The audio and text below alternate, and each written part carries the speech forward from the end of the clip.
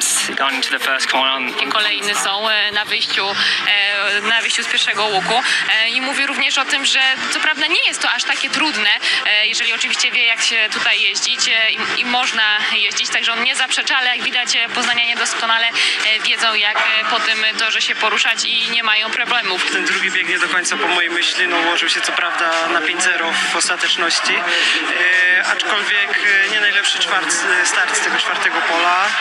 2 razy gdzieś tam próbowałem i te starty nie były takie, jak bym chciał, więc jeszcze coś tam troszkę szukamy i będziemy dostrajać motocykl.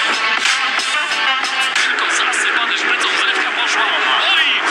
Upadek między gośćmi w pierwszym łuku.